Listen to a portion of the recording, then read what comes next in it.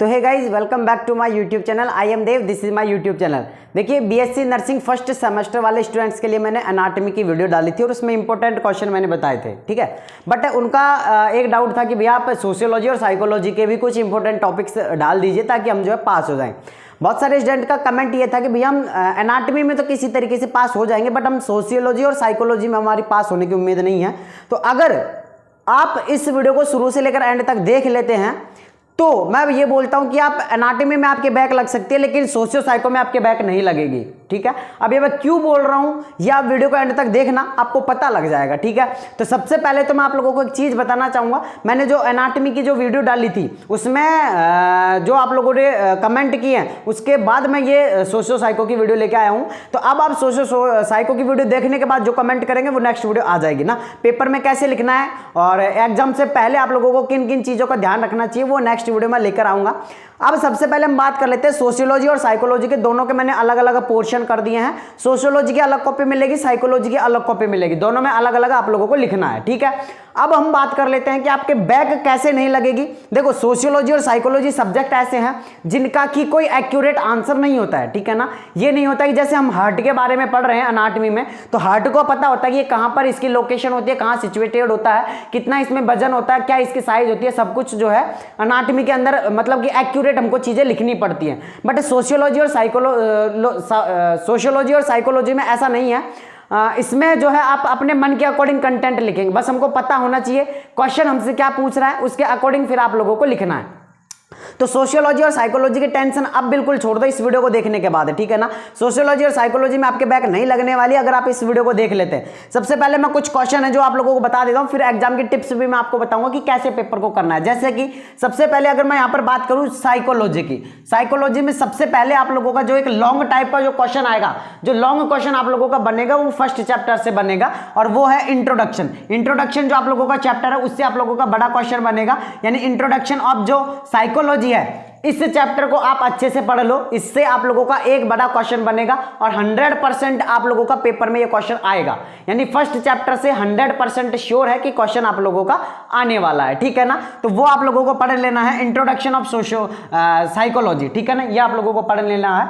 उसके बाद में अगर मैं बात करूं यहाँ पर तो कॉग्निटिव जो प्रोसेस होती है वो आप लोगों को पढ़ लेनी है, जिसमें कि परसेप्शन और लर्निंग दोनों को पढ़ लेनी है। 90% चांस है कि यहाँ से इन दोनों में से कोई सा क्वेश्चन आ जाएगा, तो परसेप्शन का या तो लर्निंग से कोई सा भी एक क्वेश्चन आप लोगों का आ जाएगा। इसके बाद में अगर मैं बात करूं यहां पर personality type and theory, personality जो होती है उसके टाइप कितने प्रकार के होते हैं, यानी कितने टाइप होते हैं उसके, वो आप लोगों से पूछ सकता है, या फिर आप लोगों से पर्सनालिटी की थ्योरी आप लोगों से पूछ सकता है, ठीक है ना। अब इनको सॉल्व कैसे करना है वो भी मैं आप लोगों को बताऊंगा, ठीक है। अगला है मोटिवेशन एंड नीड, और जो आप लोगों की हियरार्ची की जो थ्योरी है वो आप लोगों से पूछ सकता है। 70% चांस है कि हियरार्ची की जो थ्योरी है वो आप लोगों से पूछ सकता है, ठीक है ना। या तो आप लोगों से पूछेगा मोटिवेशन एंड नीड, या फिर आप लोगों से हियरार्ची की जो थ्योरी है वो आप लोगों से पूछ सकता है। अगली मैं बात करूं यहाँ पर मेंटल हेल्थ और इसके जो कैरेक्टरिस्टिक्स है वो आप लोगों से पूछ सकता है। मेंटल हेल्थ और इसके कैरेक्टरिस्टिक्स है वो आप लोगों से पूछ सकता है। इसके बाद में अगर मैं बात करूं यहाँ पर डिफेंस मैकेनिज्म, डिफेंस मैकेनिज्म जो प्रोसेस होती है, डिफेंस मैकेनिज्म जो आप लोगों का चैप्टर है, डिफेंस मैकेनिज्म क्या होती है, कैसे काम करती है, ये सारी चीजें अगर आपको देखो नॉर्मली हिंदी में अगर पता है तो आप इंग्लिश में अच्छे से लिख सकते हैं। बट अगर किसी स्टूडेंट को इंग्लिश बनाना ही नहीं आती है तो फिर उसके लिए तो अभी कुछ नहीं कर सकते, ठीक है ना। अभी 5 दिन भी नहीं बचे हैं, 3 दिन बचे हैं आप लोगों के एग्जाम के, तो वो चीजें आपको ध्यान रखनी है। बट आपको ये पता होना चाहिए कि क्वेश्चन आप लोगों से क्या पूछ रहे हैं, उसको आप हिंदी में कैसे लिखेंगे, सॉरी हिंदी में याद कर लो या हिंदी में समझ लो, इंग्लिश में आप लोग उसको बना के लिख दो,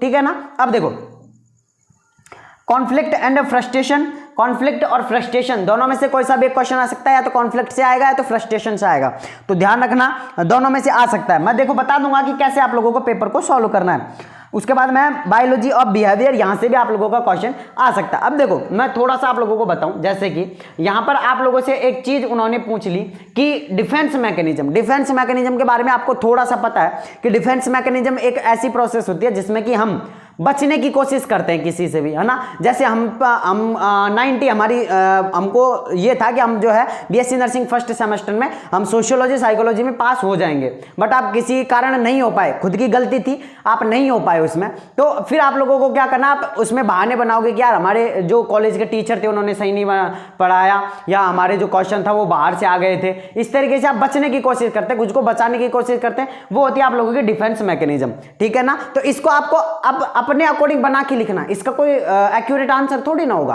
है ना। तो सोशियोलॉजी और साइकोलॉजी में एक्यूरेट आंसर नहीं होता है, आप लोगों को मन से बना के लिखना है, और जितने पन्ने आप भरोगे इसमें, ठीक है ना, जितने पन्ने आप भरोगे उतने अच्छे नंबर आपके बनेंगे। तो एक चीज कहूंगा, सोशियोलॉजी और साइकोलॉजी में लगभग 20 से ऊपर ही पन्ने भरना है आप लोगों को, यानी 25 तक आप लोगों को पहुंच जाए पन्ने, दोनों में 25-25 पन्ने तो मिनिमम होने ही चाहिए। अगर इससे कम भरोगे तो फिर बैक लगने की उम्मीद रहेगी आप लोगों की। तो पन्ने आप लोगों को भरने हैं, पन्ने भरोगे तो आप लोग जो है पास हो जाओगे। बट एनाटॉमी और जो आप लोगों की फिजियोलॉजी है ना, फिजियो में आप लोगों के पन्ने को डिपेंड नहीं करता उसके ऊपर, है ना, उसमें कंटेंट आप लोगों का देखा जाता है। बट सोशियो साइको में पन्ने आप भरोगे तो आप पास हो जाओगे, ठीक है।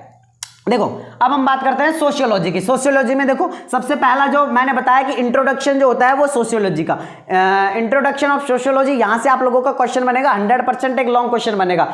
जो शुरू के जो चैप्टर होते हैं इंट्रोडक्शन वाले, सोशियोलॉजी साइकोलॉजी दोनों में आप लोगों के इंट्रोडक्शन वाले चैप्टर से एक लॉन्ग क्वेश्चन बनेगा, तो इसको अच्छे से पढ़ के जाएं। फर्स्ट जो चैप्टर है दोनों में, सोशियोलॉजी साइकोलॉजी दोनों में फर्स्ट चैप्टर को अच्छे से पढ़ के जाए, ताकि आप लोगों का एक एक क्वेश्चन तो यहां से कंफर्म हो जाएगा, ठीक है ना। तो अब देखो आप लोगों को पता है कि भाई यहां से क्वेश्चन आएगा, अगर फिर भी आप उस चैप्टर को नहीं पढ़ के जाते हैं, फिर कहीं ना कहीं आपकी गलती है। मैं बोल रहा हूं 100% क्वेश्चन आएगा फर्स्ट चैप्टर से, यहां भी 100% क्वेश्चन आएगा फर्स्ट चैप्टर से, दोनों को पढ़ के जाओ ना भाई। उसके बाद में है रिलेशन बिटवीन द कम्युनिटी और सोसाइटी, सोसाइटी में और कम्युनिटी में क्या डिफरेंस है, वो क्या रिलेशन है, वो आप लोगों को बताने हैं, ठीक है। उसके बाद में देखो हम बात करते हैं कि सोशलाइजेशन प्रोसेस, सोशलाइजेशन जो प्रोसेस होती है उसको आप लोगों को डिफाइन करना है, उसको आप लोगों को समझाना है।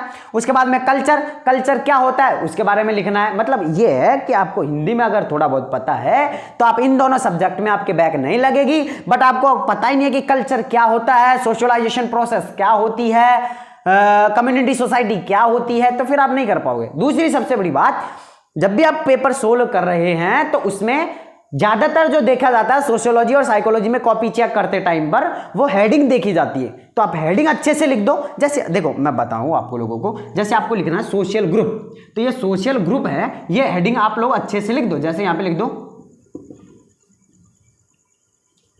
ठीक है, इसको ऐसे जो है बादल बना दो, अंडरलाइन कर दो, इसको हेडिंग को अच्छे से दिखा दो। अगर इसकी भी कोई सब हेडिंग है तो आप वो सब हेडिंग जो है अच्छे से लिख दो और उनको हाईलाइट कर दो। बाकी इनके अंदर जो आप लिखोगे, सब हेडिंग के अंदर जो आप लिखोगे वो कोई नहीं पढ़ेगा, है ना। सोशियोलॉजी साइकोलॉजी में वो कोई नहीं पढ़ने वाला है, जो भी कॉपी चेक करेगा वो नहीं पढ़ेगा, बस वो आपकी हेडिंग चेक करेगा। अगर आपकी हेडिंग सही है तो 4 नंबर का है तो 3 नंबर देगा वो, है ना, 4 में से 4 नहीं देगा। कितना भी टॉपर होगा ना उसको भी 4 में से 4 नहीं देगा वो, है ना, क्योंकि उसकी एक मेंटेलिटी होती है। जो भी सोशियोलॉजी साइकोलॉजी की कॉपी चेक करते हैं उनकी ये होती है, यार कौन पढ़ेगा इतना सारा, एक्यूरेट आंसर तो है नहीं, किसी ने क्या लिखा है, किसी ने क्या लिखा है, उसने क्या लिखा है, तो एक्यूरेट आंसर तो है नहीं, तो पढ़ते तो है नहीं। तो जो सब हेडिंग होती है, जो उनकी हेडिंग होती है वो देख के, हाँ हेडिंग सही है तो 4 में से 3, और फिर ये देखते हैं कि हेडिंग के अंदर कितनी लिखी है, तो हेडिंग के अंदर 3-3, 4-4 लाइन आप जरूर लिखें। ये नहीं कि आप लोगों ने ये लिखा और हेडिंग बना के छोड़ दिया, नहीं, हेडिंग लिखो, इसके बारे में लिखो, फिर इनकी हेडिंग एक बार कंप्लीट डाल दो, उसके बाद में फिर क्या करना है, एक सब हेडिंग डालो, उसके बारे में लिखो, फिर दूसरी सब हेडिंग डालो, उसके बारे में लिखो। 4 नंबर का क्वेश्चन आ रहा है तो लगभग 2 या से 2.5 पन्ने तो आप भर दो, 2 से 2.5 पन्ने देख के वो आप लोगों को 3 नंबर इजीली दे देगा, ठीक है ना। अब ये नहीं है कि आप एक्यूरेट कंटेंट लिखेंगे, एक्यूरेट कंटेंट होता ही नहीं है सोशियोलॉजी साइकोलॉजी में, एक्यूरेट कंटेंट होता ही नहीं है, ठीक है ना। तो आप अपने मन के अकॉर्डिंग लिखेंगे तो आप पास हो जाएंगे। बट अगर आप ये देख रहे हैं कि मैं ये रट के जाऊंगा सोल्ड पेपर में से, मैंने ये क्वेश्चन रट लिया और मैं ऐसे कैसे जाके लिखूंगा, आप वहां भूल जाओगे, नहीं लिख पाओगे और फिर बैक लग जाएगी ना। तो मन से जो भी आप क्वेश्चन लिखोगे सोशियोलॉजी साइकोलॉजी में, बहुत अच्छे नंबर आपके बन जाएंगे, ठीक है ना। आगे मैं बात करता हूं यहाँ पर पॉपुलेशन एक्सपल्जन। पॉपुलेशन एक्सपल्जन अब आपको पता होगा क्या होती है, एकदम से जो आप लोगों की जनसंख्या में वृद्धि होती है एकदम से, वो आप लोगों को लिखना किस वजह से होती है, क्यों होती है, कैसे होती है, और इसके जो है साइड इफेक्ट क्या है, और इसकी मतलब जनसंख्या बढ़ जाएगी तो उसकी वजह से क्या होगा, वो खुद के अकॉर्डिंग हेडिंग बना लेना भाई। अगर तुम भाई पहले पढ़ते ना मेरे से तो बहुत अच्छे से, इतने अच्छे से समझाता कि पेपर को कैसे सोल्व करना है और कैसे पास होना है, कैसे सब कुछ ट्रिक। 15 दिन पढ़ के आप इजीली पास हो सकते हो, 1 साल मत पढ़ो, कुछ नहीं है, 15 दिन पढ़ लो, बट 15 दिन में कैसे पढ़ना है वो आप लोगों को पता होना चाहिए। अब देखो आप कैसे पढ़ोगे यार, अब मैं क्या बताऊँ, चलो सेकंड सेमेस्टर में आप जरूर पढ़ना मेरे से, है ना। सेकंड सेमेस्टर में मैं आप लोगों को बताऊंगा, अभी फर्स्ट सेमेस्टर का एग्जाम दे लो, अभी मैं जो बता रहा हूँ उसके तरीके से आप पास हो जाओगे ना। अगर ये वीडियो देख रहे हो तो पास हो जाओगे आप सोशियोलॉजी साइकोलॉजी में। एनाटॉमी की वो वाली वीडियो थी उसमें भी मैंने बताया, उनको देख लेना, पास हो जाओगे। उसके बाद में फैमिली एंड मैरिज, फैमिली और मैरिज दोनों के बारे में बताना है कि फैमिली में जॉइंट फैमिली होती है, फैमिली कितने तरीके की होती है वो लिखना है।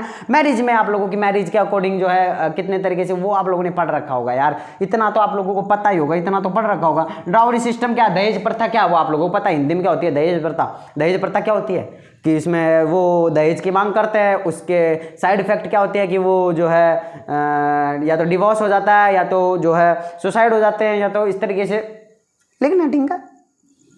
उसके बाद में सोशल प्रोसेस लिखनी है, और कम्युनिटी के टाइप लिखने हैं, कौन कौन सी कम्युनिटी होती है, रूरल अर्बन दोनों लिख देनी है, और रूरल के क्या साइड इफेक्ट है, क्या वो है, वो सारी चीज़ें यार। देखो ये सारी चीज़ें मैं आप लोगों को अगर एग्जाम से 15 दिन पहले बताने लगता ना तो आपको इतने अच्छे से मैं बता देता कि आपको बस डर ही नहीं लगता भाई, अब तो कुछ भी आ जाए कर देंगे, है ना। तो मैंने आप लोगों को जो भी बताया है वो आप कर लेना। सोशियोलॉजी साइकोलॉजी में बिल्कुल मत डरना, पेपर को कैसे बस क्वेश्चन समझ में आ जाए, अगर नहीं भी आए तो आसपास के जो भी पड़ोसी हैं उनसे पूछ लेना, भाई इसके अंदर करना क्या है ना, वो बता देगा कि इसके अंदर ये करना है, फिर हेडिंग सही डाल देना और बाकी उसके अंदर लिख देना उससे रिलेटेड, है ना। हेडिंग सही डाल देना, उससे रिलेटेड लिख देना, पास हो जाओगे, ठीक है। बाकी इसका लोड मत लो, क्योंकि सोशियोलॉजी साइकोलॉजी का ऐसा सब्जेक्ट है याद होता ही नहीं है, ये कितना भी याद कर लो भूल जाओगे, आज याद करोगे कल भूल जाओगे, आज याद करोगे कल भूल जाओगे। अगर समझ लिया तो फिर आप कर लोगे, याद नहीं होता ये, अगर हमने समझ लिया तो याद हो गया, अगर नहीं समझा याद करने बैठ गए तो नहीं होगा ये, है ना। तो इन दोनों में मैंने बता दिया कि कैसे क्या करना है। बाकी अगर आपका कोई भी डाउट रहता तो प्लीज आप नीचे कमेंट बॉक्स में कमेंट करें, मैं मिलता हूँ आज नेक्स्ट वीडियो में। जब तक के लिए जय हिंद जय भारत। आपके कमेंट के ऊपर ही वीडियो बनेगी, तो जिन्होंने अभी तक लाइक नहीं किया लाइक जरूर करें, सब्सक्राइब नहीं किया सब्सक्राइब जरूर करें, बाकी कमेंट जरूर करें। मैं मिलता हूँ आज नेक्स्ट वीडियो में, जब